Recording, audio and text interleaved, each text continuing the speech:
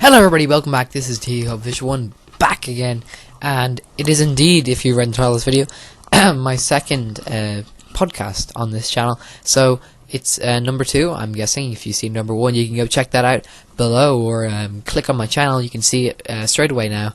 It's pretty entertaining, if I may say so myself, with a little bit of bias there. I kind of make it with a gimmick that it's sort of different from my other videos. This videos will contain just lots of random information, just news that's going on in the world on my channel, stuff like that. And of course it's gonna be uncut. Last week I don't think I did the uncut thing. I sort of made like 2 cuts, so it was in 3 parts, but it was all connected very well, and this time I think I'm gonna do it straight through. So this one is my second podcast, and I'm very excited to be with you all again. Hopefully this will continue on as a regular series into the future, of course. That's what we all hope. And if this becomes popular, you can tell me below what you think and how to improve, as always. I'm very happy with people who comment below, because I think that's very good interaction, and that's kind of what YouTube's all about. So we're beginning today with just a little talk about what's going on the screen here. That's Spectre. So if you don't know, this is the name of the new James Bond movie, Spectre. So I found out about this on my feed on Google, I think. Anyway, I sort of found out sort of stuff that was going on with this new James Bond movie. Let's just get into news about the movie that's coming up. So, if you want the definition of Spectre, it is Special Executive for Counterintelligence, Terrorism, Revenge and Extortion. It is a fictional global terrorist organization featured in James Bond novels by Ian Fleming. The film, based on those novels and James Bond video games, led by evil genius and supervillain Ernst Stavro Blofeld, the supranational organization first formally appeared in the movie novel Thunderball, and in the film Dr. No. Spectre is not aligned by any nation or political ideology, enabling the later Bond books and Bond films to be regarded as apolitical. Spectre begins in the novel as a small group of criminals, but became a vast international organization with its own Spectre Island training base in the films, to replace the Soviet SME or SH. Smashed. So they began filming on this movie, and Daniel Craig is going to be starring in this one. I think this is going to be his last movie that he's doing. I found out about this and I got pretty excited. I mean, I know about the news for a while that there will be a new one, but I didn't know much about this, like actual details. So it's about the fictional global terrorist organization, as I've sort of pointed out, and is featured in novels by Ian Fleming before in James Bond novels. So it's not like anything that we haven't already known before. The symbol is sort of like a big spider alien creature with lots of legs hanging off the sides and sort of an alien head. It's a group of criminals and people who are going to be starring in the movie are going to be quite famous people, I think. I've heard about some people who are starring in this movie, which include people such as Dave Bautista, Andrew Scott, and other names that are big in the film world or big in the TV world, stuff like that. I mean, Dave Bautista, who's coming in as henchman, I think. Stuff like that. There's gonna be a lot of people you might know of, and if I just pull up the cast here right now, well, let's see what we get. The new cast, the title cast. Obviously, this is going to be the 24th Bond film, and yeah, that's kind of it. Yeah, so if I wanted to bring this up to you guys just to let you know on some news that you probably have heard of, about. But just I wanted to make it clear to you guys. So that's the new Spectre movie that will be coming out. It is going to be directed by Sam Mendes at Pinewood Studios, and of course it's the 24th film starring Daniel Craig. And I guess, sorry, not the 24th film starring Daniel Craig, it's the 24th Bond film. It's the 4th film starring Daniel Craig, so it's going to be his final one.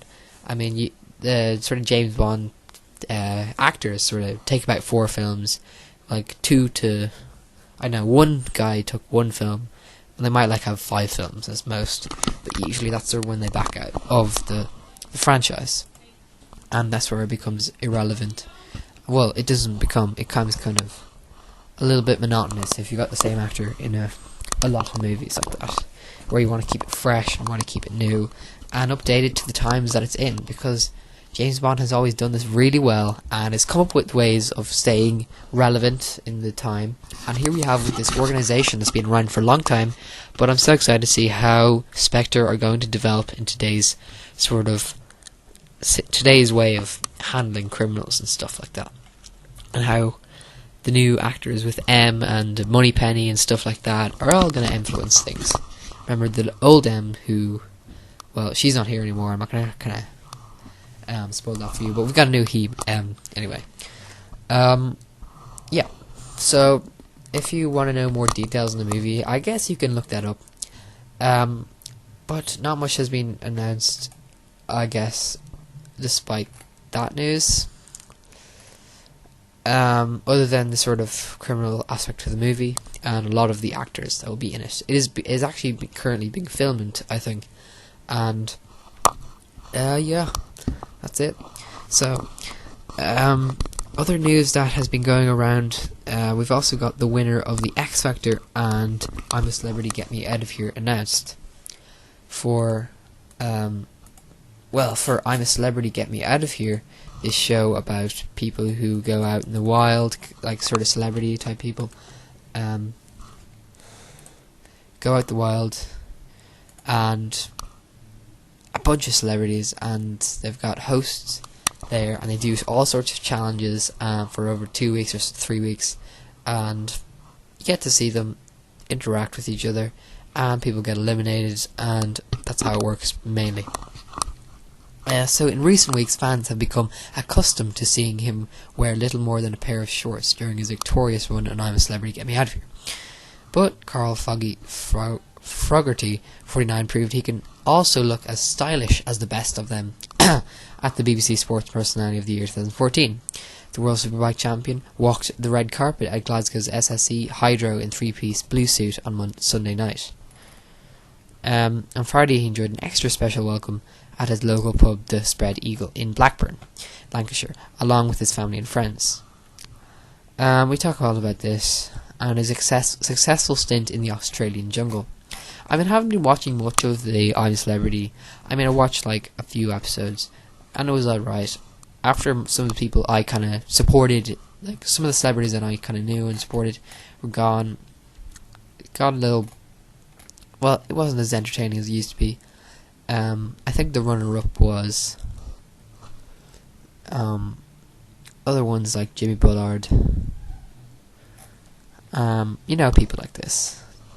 So, yeah, I'm not really going to announce too much about that, but that's how it went down. So, Carl Fogarty is the winner of that one. In the X Factor news, I'll just talk about sort of British stuff that I know about.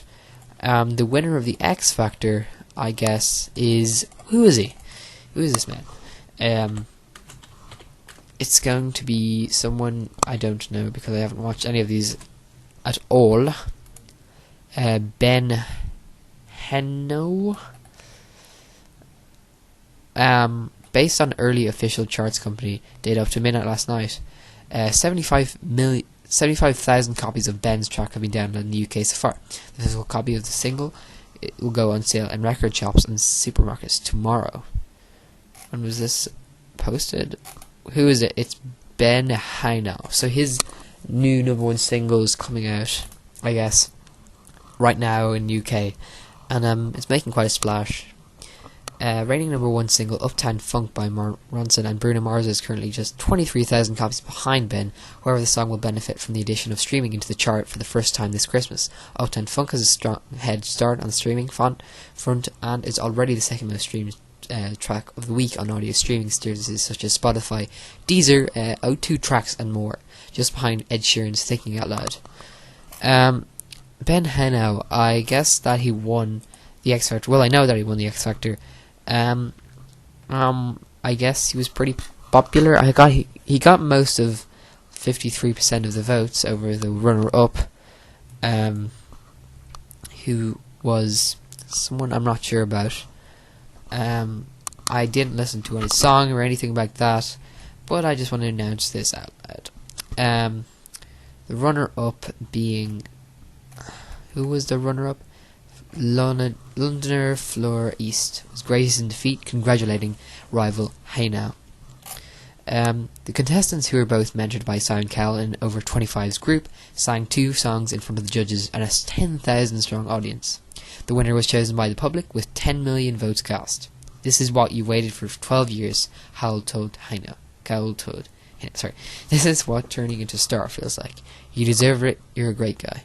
This is your moment. According to overnight figures, an average of 9.1 million viewers, including +1 audiences, watch Sunday's finale. This was the lowest audience for a final results show since 2005, which is kind of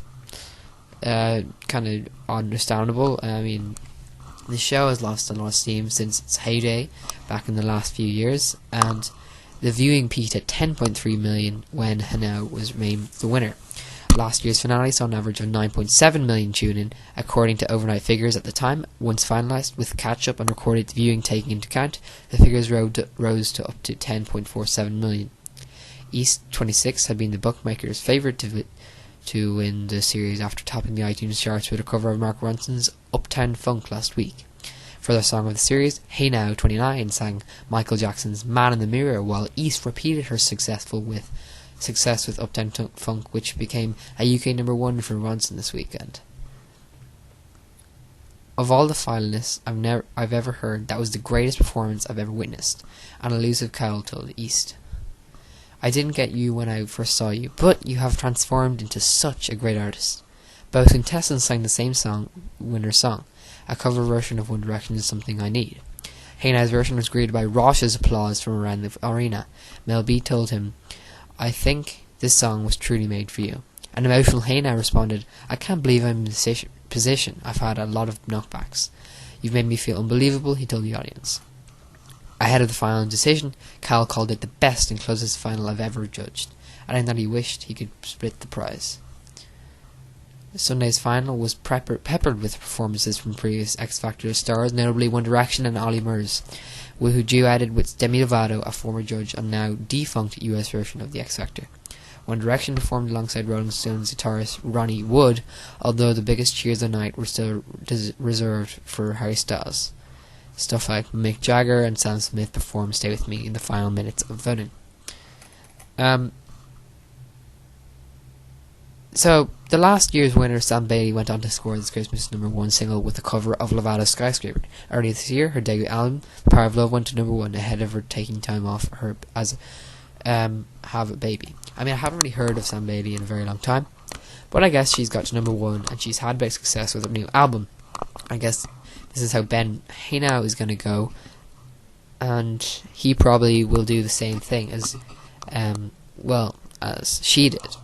Release an album maybe next year and have a bit of steam, and 2015 might be a good year for him. What I watched on the weekend was what I like to call BBC Sports Personality. I watched a sort of documentary beforehand, and then 2014 was the year, so it came on just after that, and I watched a little bit of that.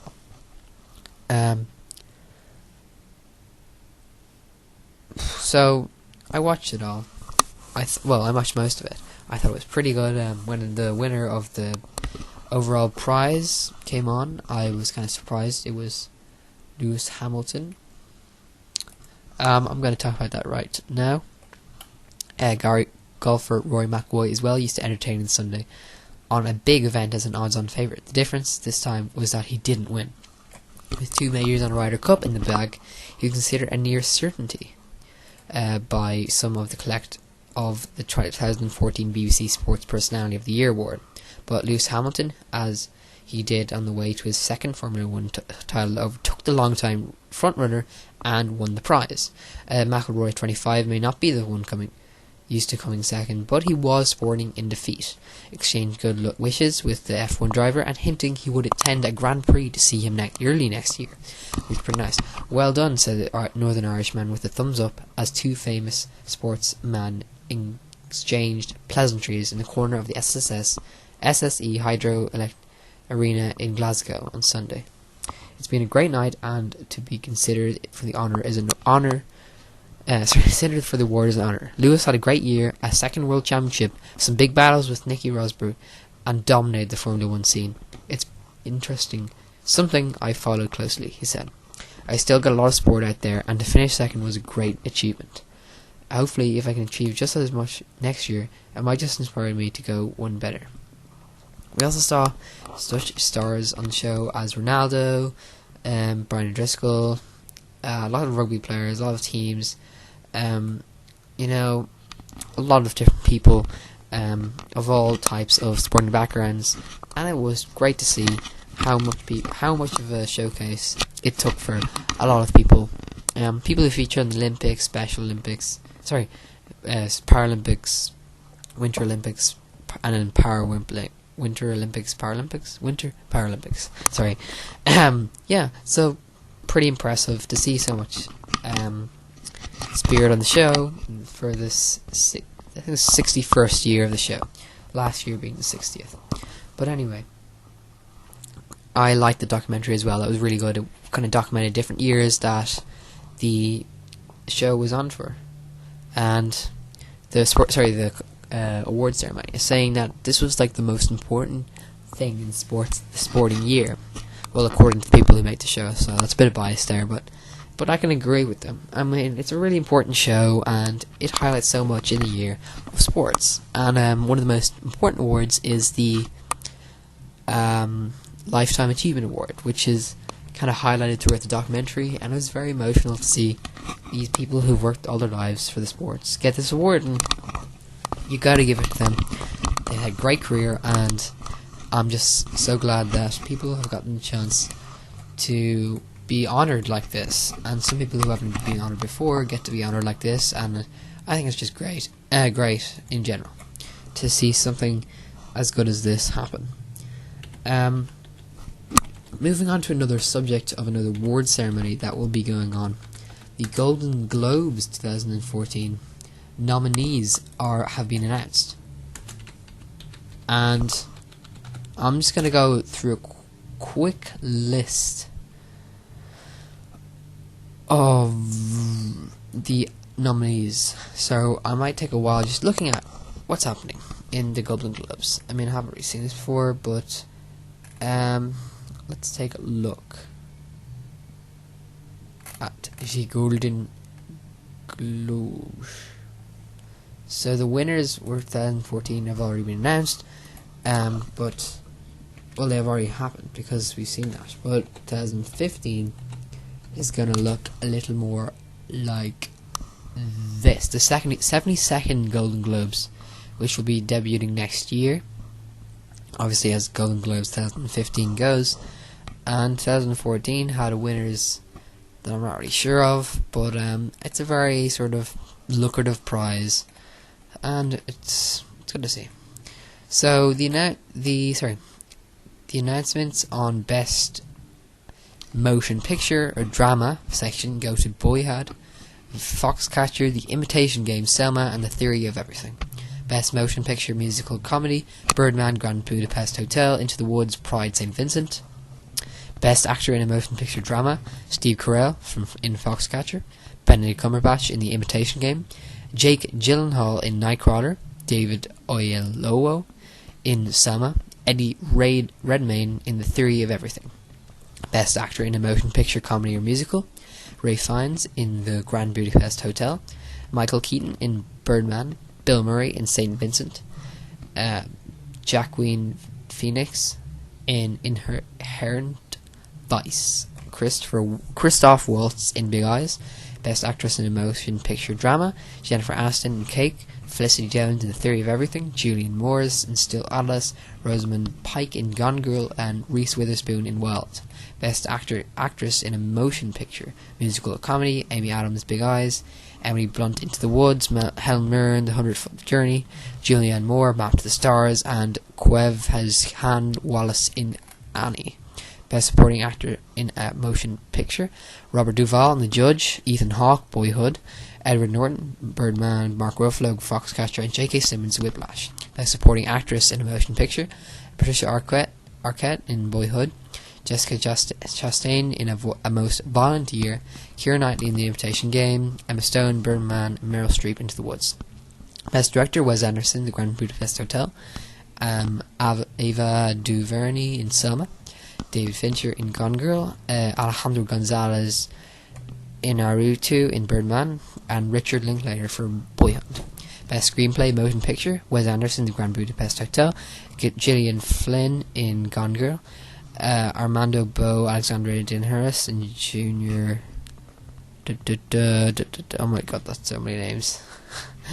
Literally 1, 2, 3, 4, 5, 6, 7, 8. There's 2 people. One guy has 6 names, the other guy has 3 names in Birdman. Richard Linklater in Boyhood, and Graham Moore in The Imitation Game. In Best Foreign Language Film, Force Majeure, Sweden, Get, The Trial of Vivian Amslerland, Israel, Ida in Poland, Denmark, Leviathan, Russia, and Tangerines, Estonia. Best Animated Feature Film, Big Hero 6, The Book of Life, The Box Trolls, How to Train Your Dragon 2, and The Lego Movie. Best Original Song, Motion Picture, Big Eyes, Lana Del Rey, Glory, Selma, John Legend, and Common. Mercy Is, from Noah, Patti Smith, and Lenny Kay. Opportunity, Annie Gregg, Kristen C.M. Furler, and Will Gluck. And Yellow Flicker Beat, The Hunger Games Mockingjay Part 1, Lord. Best Original Score, Motion Picture, Alexander Desplat, The Imitation Game, Johan Johansson, The Theory of Everything, Trent Reznor and Atticus Ross, Gone Girl, Antonio Sanchez, Birdman, Hans Zimmer, Interstellar. Best TV Movie or Miniseries, Fargo, FX, The Missing Stars, The Normal Heart, HBO, Olive Kitteridge, HBO, True Detective, HBO. Best TV Series, Drama, The Affair, Showtime, Downton Abbey, PBS, Game of Thrones, HBO, The Good Wife, CBS, and House of Cards, Netflix. Best TV Series, Comedy or Musical, Girls, HBO, Jane the Virgin, The CW, Orange is the New Black, Netflix, Silicon Valley, HBO, Transparent, Amazon Instant Video. Best Actor in a TV Series, Drama, Clive Owen, The Nick, Liv Schreiber, Ray Donovan, Kevin Spacey, House of Cards, James Spader, The Blacklist, and Dominic Woods, The Affair.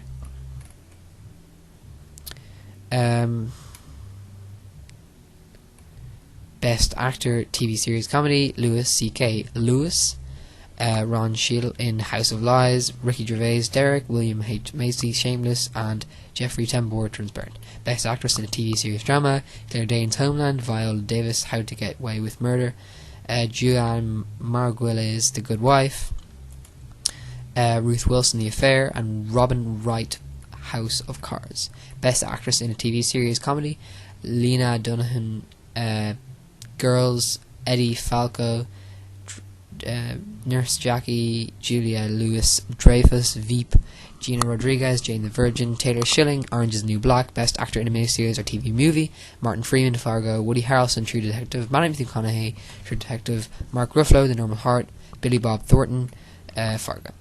Best Actress in a Miniseries or TV Movie, Maggie Gyllenhaal, The Honourable Woman, Jessica Lange, American Horror Story Freak Show, Frances McDormand, Oliver Kitteridge, Frances O'Connor, The Missing, Alison Tallman, Fargo.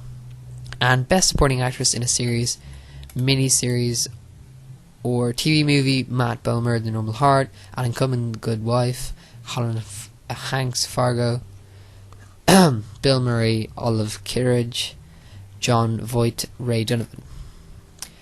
Best Supporting Actress in a miniseries, or TV movie. Uzo Aduba, Orange is the New Black. Katie Bates in American Horror Story. Kathy Bates, Freak Show. Joanne Frogart, Downton Abbey. Alison Janney, Mom. Michelle Monaghan, True Detective. And Cecil B. DeMille Award, George Clooney. E and NBC are both part of the NBC Universal family. So that's it for me, guys, on the Golden Globes. Sort of look up there.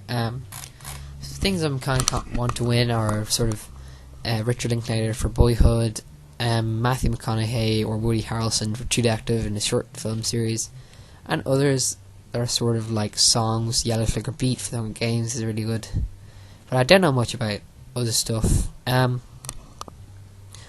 hope that some of these shows get highlighted on the show, and like it'd be good to check out some of these stuff and movies and stuff like that have been highlighted. So it gives you sort of a good look at stuff that's going to be sort of on the show. And if you can see above, there's sort of stuff that I'm going to talk about now. So nextly, let's talk about the WWE TLC 2014. If you didn't already know, in my last podcast,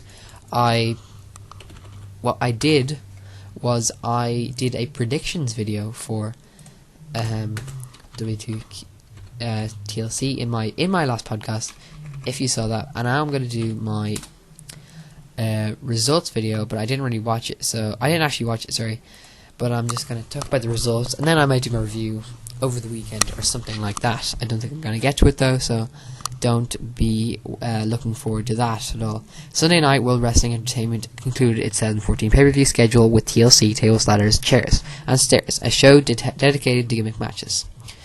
As I talked about it already, we got the lots and lots of shows on here. Let's get into the shows. Bray Wyatt defeated Dean Ambrose in an explosive, quite literally, TLC match. Earlier in the evening, Dolph Ziggler capitalized on the tremendous support of his hometown Cleveland fans to defeat Luke Harper for his 4th WWE Intercontinental Championship. Wow, Dolph Ziggler wins that one. I think in my predictions video, I thought he would lose against Luke Harper. I thought Luke Harper would be coming on to be something good. But there you go, Dolph Ziggler wins that one. Bray Wyatt defeats Dean Ambrose. I'm pretty sure I predicted that Dean Ambrose would win. But there you go, Bray Wyatt there. So that's pretty surprising. Dolph Ziggler getting his 4th WWE Intercontinental Championship. He's really getting pushed, quite literally, to stardom. But I mean, that's me. A little bit overreacting, but I think that's really good to see him like this. Roman Reigns returned and assisted John Cena, overcoming interference from JB Noble and Joey Mercury to defeat Seth Rollins in a table match. Big Show dominated Eric Rowan in a steel chairs match, and Ryback dispatched of Kane in a chairs match. So I predicted Ryback would win that one, and he did in the chair match. So it's John Cena interference defeats Seth Rollins as I predicted in a tables match. Big Show dominated Eric Rowan in a steel chairs match, and I also predicted that Big Show would win that one. So there are 3 matches that I predicted right. I'm pretty obviously I'm not surprised that John Cena won. A bit surprised that Big Show won against Eric Rowan. I mean, Eric Rowan is pretty big guy himself, but obviously Big Show must have displaced him pretty well in that steel stairs match, which was really painful. While the outcomes of the matches themselves may have been in the best interest of the company and its stars going forward into WrestleMania season, the booking surrounding these outcomes left a lot to be desired. Nikki Bella used hairspray to adversely affect the vision of opponent AJ Lee, then flattened her with a forearm to face out and raced attack to successfully retain her Divas Championship. So Nikki Bella got a race attack and did a really stupid victory in that one. I guess building up Nikki Bella as some sort of heel here. I mean, we all know that she used Brie Bella as a slave, which is one bad thing. This is another bad thing to follow. And AJ Lee, well, I said in the last podcast that if she didn't win the Divas Championship now, she could be out for a while, and I think this could be her time to sneak out of WWE and do whatever she wants and take a break like CM Punk did. But, you know, I think this could be on her mind, but I don't think she'll do it too soon. I mean, she might get out of there before WrestleMania season comes. I mean, she might be asked to do another WrestleMania season and then leave out straight after that, like in April or something. It's all up to her, but she's got a lot of thinking to do over the next few months and the next month in general when it comes up to Royal Rumble season, which is going to be a great pay-per-view to review. Later in the night, Dean Ambrose had a television monitor explode in his face, temporarily blinding him and allowing Bray Wyatt to deliver Sister Abigail for a victory. So that was sort of a cheap cop-out win there. What else did we get in the show? Well, we all know what happened to Dolph Ziggler. Pretty amazing on that behalf there, sorry. Yeah, I guess there were the matches we had on the show. John Cena obviously getting the win over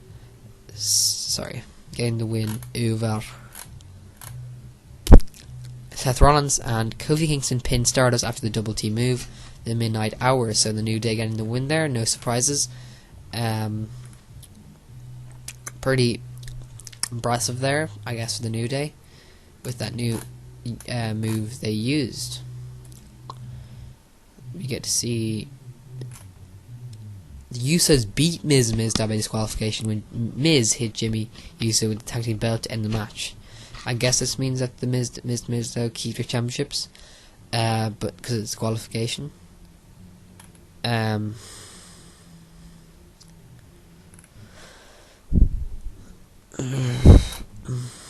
So there you go, Miz out.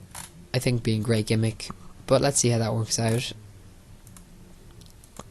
Anyway, they were the matches, I think. Oh yeah, sorry, Jack Swagger and Rusev. Rusev beat Swagger with the accolade to retain the US title. Nothing special there. TLC, guys. Kind of an average show. In my opinion, I'd go to Survivor Series. I don't think, from the looks of it. But I guess it has some positives. We saw Dolph Ziggler come back and win the Intercontinental Championship. Really surprising in my perspective on this match, and I'm glad to see him come out on top in that one.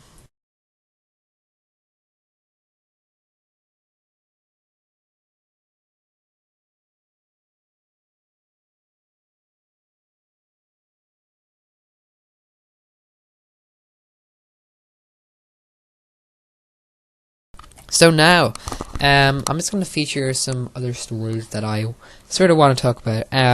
Lately, I've been looking at the Christmas TV selection that I've got. You know, the guide, you sort of get Christmas shows on, movies and TV sort of Christmas-related TV. One of them being Fergal Devitt documentary, which is set to go on tomorrow. I think the 17th of December 2014, and this is a guy who I've been following through NXT and sort of Japanese wrestling. I've sort of known him since then, and he's he's an Irish guy, and he's on this Irish documentary, and I think I'm definitely going to watch that, just excited to see how that goes. As well as that, I want to see how they sort of portray this guy, this beast of the wrestling world. And if you get to see this, go into RT Player, and you probably can watch it as well. Frugal Devitt documentary. I mean, it gives you a certain amount of time to watch it, so I would definitely highly recommend you guys to watch it. I haven't seen it yet, but obviously it hasn't come out, and I'll just try to do a little quick review on that in my next podcast if I can, or just on a singer video if I want to, about what I thought of that. And yeah, we'll see how that turns out. So it's on 9 o'clock on 17th of December, and you can probably check it out in the RT Player. It's on RT 2, I think, one or two, and also at the same time The Apprentice will be on, and it's the semi-finals or something. It's before the episode before the finals, and I'm pretty excited to see that one as well. Other shows like Modern Family that air weekly. The Simpsons, I think, is on right at the moment. What else is on at the moment? Well, Strictly Come Dancing had its final on, I think, and the Christmas special for that. Obviously, Doctor Who. I'm actually going to look at that in a minute. Doctor Who Christmas special preview. I'll do that maybe in this podcast. So as well as this, we're getting a lot of great shows. The documentary I mentioned, a few other documentaries are going to be on, which are pretty good. Yeah, and I guess a lot of good movies are going to be on. And now, speaking of movies, I'm going to talk about the top 25 movies according to the internet. According to the internet, guys. So, don't judge it on what I say. Top 25 Christmas movies of all time. It's up to debate. A lot of them are very bad, a lot of them are right, and a lot of them are very good, and then some of them are very good. So this is according to Rotten Tomatoes. I kind of trust them a little bit. I do have a bit of trust for these guys. It comes with the top search if you try to look up best Christmas movies, and they've made the list, and I'm just going to judge it on which movies got the best rating from Christmas time. Coming in at number 25 was Bad Santa from 2003, got 78%, and it was a glorious, rude, and gleefully offensive black comedy. Black Santa isn't for everyone, but Grinches will find it uproariously funny. I think this one is more of a sort of adult-based one, but I guess you can watch it with the family, I'm assuming. The next movie on the list is Batman Returns. Yes, this one from 1992. Got 80% on Rotten Tomatoes, and is director Tim Burton's dark, brooding atmosphere. Michael Keaton's work as a tormented hero, and the flawless casting of Danny DeVito as the Penguin, and Christopher Walken as well. Christopher Walken made the sequel better than the first. Batman Returns, this time protecting Gotham City from the Penguin, who is returning for mayor, and Catwoman, who is just having fun in her psychotic way. Number 23 is The Bishop's Wife, back in 1948. It got 82% Rotten Tomatoes, and is The Bishop's Wife succeeds thanks to the strength of winning performance from a stellar cast, which includes Cary Grant and Loretta Young. When Episcopalian Bishop Harry Brome, played by David Niven, prays for divine guidance in his efforts to raise the necessary funds for a new cathedral.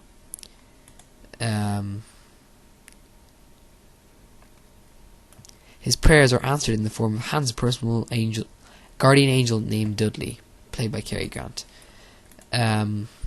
So that's The Bishop's Wife, number 23. And number 22 is At Midnight Clear, from 1992, got 86%. The anti-war drama set in the Adrian's Forest in December of 1944. A group of American GIs become convinced that a nearby graveyard is haunted. This is starring Ethan Hawke, Gary Sinise, and Peter Berg. At number 21 is Lethal Weapon from 1987. It got 84%, and the most successful installment of a phenomenally successful series. Lethal Weapon helped redefine action movies for the 1980s and 90s. LA cop Martin Riggs, played by Mel Gibson, whose wife has recently died, is a loose cannon with a seeming death wish. This makes him indispensable. Mel Gibson and Danny Glover and Gary Busey, Misha Ryan star in this movie, directed by Michael Donner. At number 20, Elf from 2003, got 84% on Rotten Tomatoes. A movie full of Yuletide cheer. Elf is a spirited, good-natured family comedy, and has benefited greatly with Will Ferrell's funny and charming performance as one of the Santa's biggest helpers. From his sophomore stab at directing, actor, writer, director Jon Favreau takes on this holiday comedy starring Saturday Night Live alumni Will Ferrell. It also stars Zooey Deschanel and James Caan and Bob Newhart. At number 19 is Gremlins from 1984, got 85% in Rotten Tomatoes, and whether you choose to see it as a statement on consumer culture or simply a special effects heavy popcorn flick, Gremlins is a minor classic. Don't expose him to bright light, don't ever get him wet, and don't ever feed him after midnight. This sage advice is ignored midway through.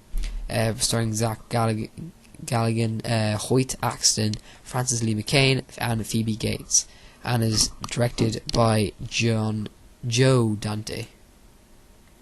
At number 18 is Christmas Carol from 1951. It got got 86% on Rotten Tomatoes, and is the 1951 adaptation of Charles Dickens' timeless classic. Is perhaps the most faithful film version, and Alistair Sim's performance as Scrooge is not to be missed. Widely considered to be the definitive of the many film versions of Charles Dickens' classic novel, in 1951 British adaptation starring Alistair Sim, also Kathleen Harrison, Mervyn Jones, and Hermione Baddeley star in this one. It's directed by Brian Desmond Hurst. And number 17 is Rare Exports: A Christmas Tale. Got 88% on Rotten Tomatoes. Is an unexpected, delightful crossbred of deadpan comedy and Christmas humour. It's the eve of Christmas in northern Finland, and an archaeological dig has just unearthed the real Santa Claus. But this particular Santa Claus isn't whatever. It stars Omni Tamita, and Jorma Tamilia and Irma Jervanpa, and directed by Jalmari Helander. At number 16 is Un Conte de Noel, or Christmas Tale, from 2008, at 86%. A sharp plot comedy about a chaotic family holiday gathering. A Christmas Tale is always evolving thanks to an impressive ensemble cast. The devastating reverberations of profound tragedy echo through generations of long-suffering French family. It's emotional family drama from starring Catherine Deneuve, Matthew Lamarck, Jean-Paul Rozon, and Konsugi, directed by Arne Desplechin. And number 15 is Kiss Kiss Bang Bang from 2005. It got 85% on Rotten Tomatoes. And tongue-in-cheek satire blends well with entertaining action and spot-on performances in this dark, eclectic neo-noir homage. A murder mystery brings together a private eye, a struggling actress, and a thief masquerading as an actor. Starring Mary Castro, Robert Downey Jr., Val Kilmer, and Michelle Monaghan, directed by Shane Black. Number 14 is In Bruges, in 2008, got 84% on Rotten Tomatoes, and featuring witty dialogue and in-depth performances. In Bruges is an effective mix of dark comedy and crime thriller elements. Bruges, pronounced Bruges, the most well-preserved medieval city in the whole of Belgium, is a welcoming destination for travellers from all over. Starring Colin Farrell, Brendan Gleeson, Ralph Fiennes, and Clemence Posey, directed by Martin McDonough. Number 13, The Miracle of Morgan's Creek from 1944, got 88% on Rotten Tomatoes. The Miracle of Morgan's Creek finds director Preston Sturges as the most zanily subversive, not to mention hilarious. This wild, once controversial comedy stars Betty Hutton as Trudy Cockleknocker, a man-crazy single girl whose favourite pastime involves entertaining, starring Eddie Bracken, Betty Hutton, William Damarest, and Deanna Lynn, directed by Preston Sturges.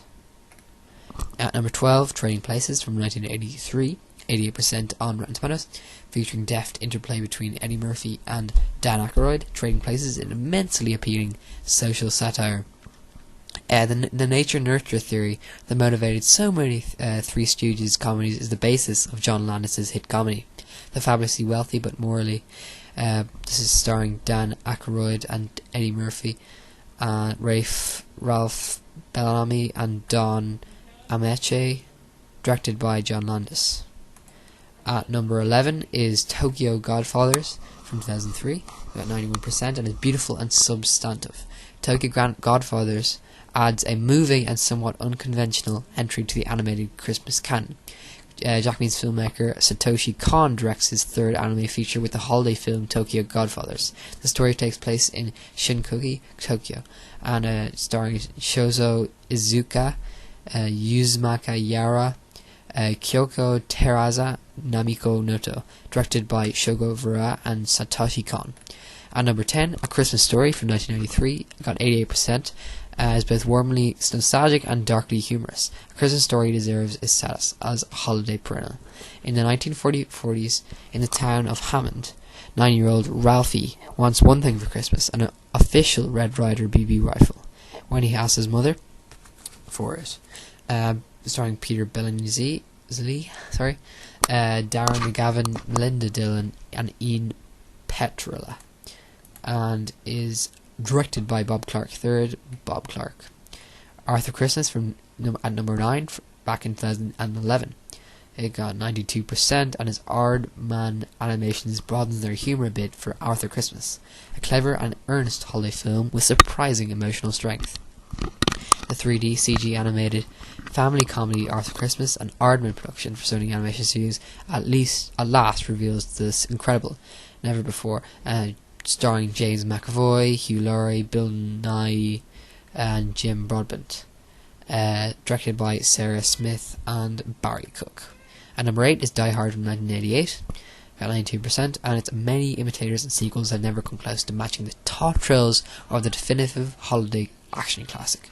It's Christmas time in LA, and there's an employee party in progress on the 30th building of the Nakatomi Corporation building. The revelry comes to starring Bruce Willis, Alan Rickman, Reginald Vel Johnson, and Bonnie Bedelia, directed by John McTiernan. Number 7 is The Nightmare Before Christmas from 1993. The Night Before Christmas is a stunningly original and visually delightful work of stop-motion animation. Despite having recently presided over a very successful Halloween, Jack Skellington, aka the Pumpkin King, is bored with his job and feels that life. Starring Danny Elfman, Chris Sarandon, Catherine O'Hara, and William Hickey, and directed by Henry Selick. The Apartment from 1960 comes in at number 6, got 93%, and as director Billy Wilder's customary cynicism is leavened here by tender humour, romance, and genuine pathos. Widely regarded as a comedy in 1960, The Apartment seems more melancholy with each passing year. Jack Lemmon plays C.C. Baxter, a go-getting office, starring Jack Lemmon, Shirley MacLaine, Fred McMurray, and Ray Walston, directed by Billy Wilder. And number 5 is Stalag 17 from 1953, at 97%, and Stalag 17 survives the jump from stage to screen with flying colours, thanks to Billy Wilder's typical sterling direction and a darkly funny script. The synopsis is: the scene is a German POW camp, sometime during the mid-1940s. Stalag 17, exclusively populated by American sergeants, is overseen by sadistic, starring William Holden, Peter Graves, Robert Strauss, and Harvey Lembrick, directed by Billy Wilder. And number 4, The Shop Around the Corner from 1940 gets 100% on Rotten Tomatoes, and definitely directed by the Ernst Lubitsch from a smart, funny script by Samson Ralphonson. The Shop Around the Corner is a romantic comedy in the finest sense of the term. Lubitsch. I don't know how to pronounce that. Synopsis: The Shop Around the Corner is adapted from the Hungarian play by Nicholas Laszlo. Budapest gift shop clerk Alfred Kralik, and starring Margaret Sullivan, James Stewart, Frank Morgan, and Joseph Schildkraut. Directed by Ernst Lubitsch. Number 3 is Holiday Inn from 1942, with the combined might of Bing Crosby, Fred Astaire, and Irving Berlin working in its favour. Holiday Inn is a seasonal classic, not least because it's introduced White Christmas to the world. Yes, this is the movie that did it. Music to... Sorry. Music by Irving Berlin, songs by Bing Crosby, and dancing by Fred Astaire all adds up to a really delightful musical that also just happens to launch. Starring Bing Crosby, Fred Astaire, Virginia Dale, and Major Reynolds. Directed by Mark Sandrich.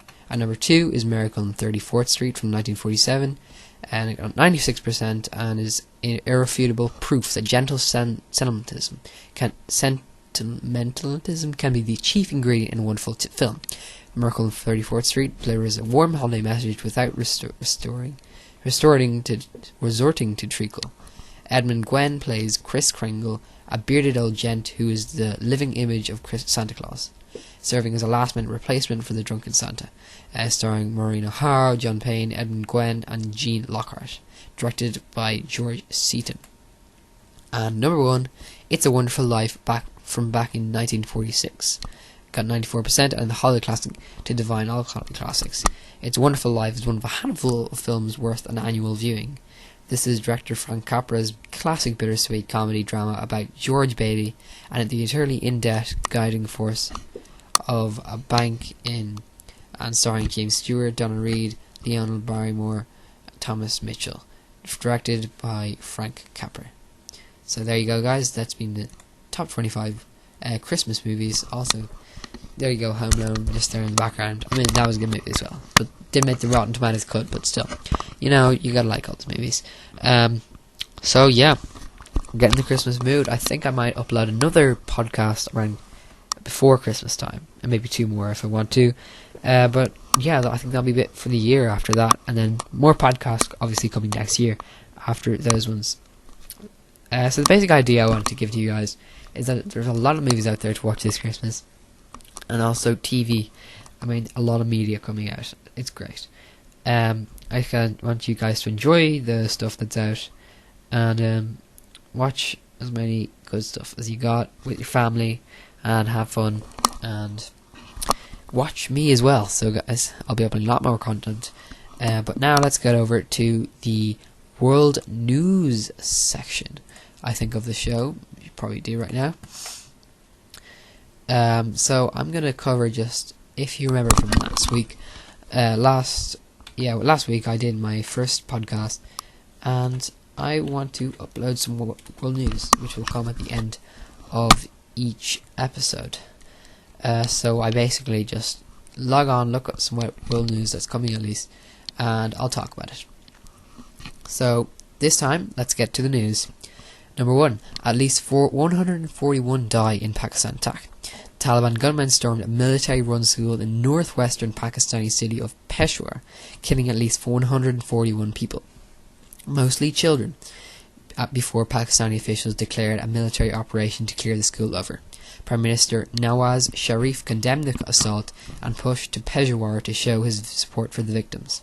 As darkness fell in the area, officials said they could clear the school of militants. A Pakistani military spokesman, Asim Bajwa, said 141 people died in the attack, 132 children and 9 staff members. He declared the operation over and said the area had been cleared. An additional 121 students and 3 staff members were wounded. He said 7 attackers, all wearing explosive vests, all died in the assault. It was not immediately clear if the militants were all killed by the soldiers or whether they blew themselves up, he said. So that's the news coming from Pakistan. Next, the Curiosity rover may have just found evidence of life on Mars. Evidence of life on Mars have been detected by NASA's Curiosity rover. An instrument of the 6-wheel robot identified mysterious spikes of methane that cannot easily be explained by geology or organic material transported by the planet by comets or asteroids. While scientists cannot be sure what is producing the methane, they acknowledge this source could be bacteria-like organisms. If the existence of living, breathing microbes on Mars is confirmed, it will be one of the most monumental discoveries in history. Previous satellite observations have detected unusual plumes of methane on the planet, but none as extraordinary as a sudden venting measured at Gale Crater, where evidence suggests water once flowed billions of years ago. Curiosity, one of NASA's 2 Mars exploration rovers, landed in a 96-mile wide crater in August 2012 and has been exploring the region since. So that's pretty crazy to hear, and if you go into the website and look at it, there's a lot of cool pictures to see. So the question is whether it's actually life on Mars or not. The next news story is Sierra Leone steps up Ebola effort. Sierra Leone is planning to a house-to-house search for hidden Ebola cases in the capital and surrounding areas in an effort to stem the disease's rampant spread, the government announced. The government has periodically restricted movements into and out of hotspots in order to slow Ebola infections. In September, it locked down the entire country to look for sick people. With the disease now spreading fast in Sierra Leone, authorities are ramping up their response. In a statement, President Ernest Bai Koroma said officials will begin to house-to-house search for sick people in the western area, which includes Freetown.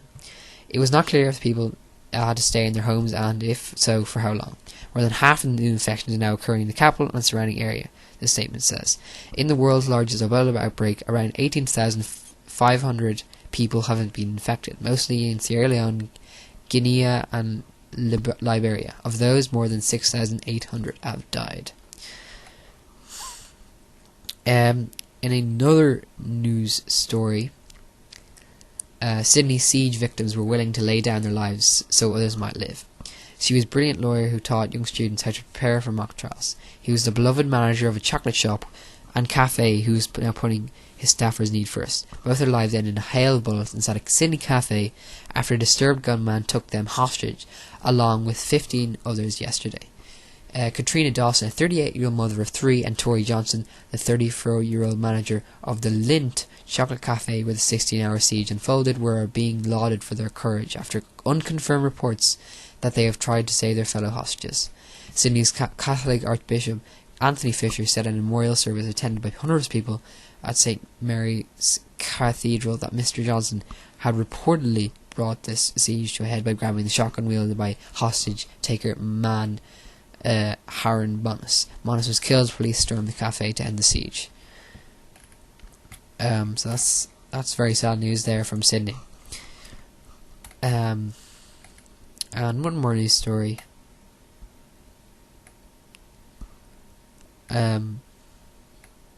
Let's talk about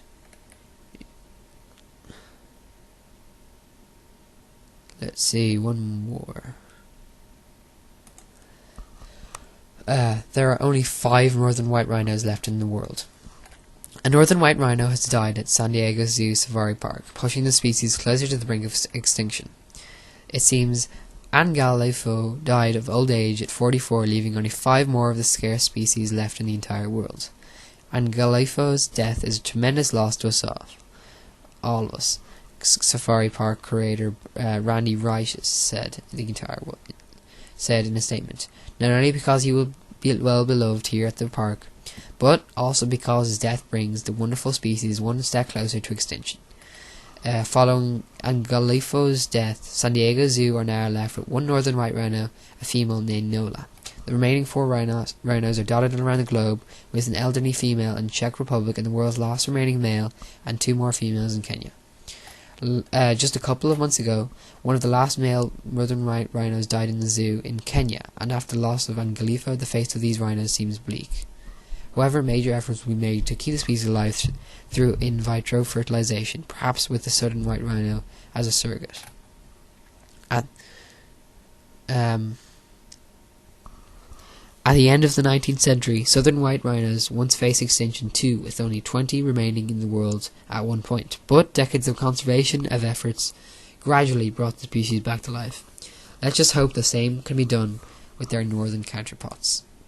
So yeah, that's sort of my news stories for today. So some sad points there, but I'm getting sort of all around news there. So guys, I hope you enjoyed that. That was my world news, and my other news for the day. I'll be uploading, I'd say, my Doctor Who overview, which will be coming out tomorrow probably.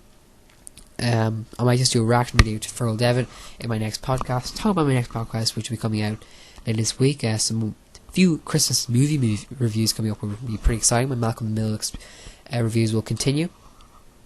And what else? Oh yes, just a preview on the next Doctor Who episode, Christmas special, last Christmas. So that you've got all that to look forward to, guys. Hope you enjoyed this one. I love you guys watching, so thanks very much for watching. Hopefully you will like this video, comment below, share around, favourite, and subscribe with that button below. Thank you guys so much for being faithful viewers of my show, TVHUBofficial1 here. Good night, good morning, good day, afternoon, wherever time it is. Enjoy.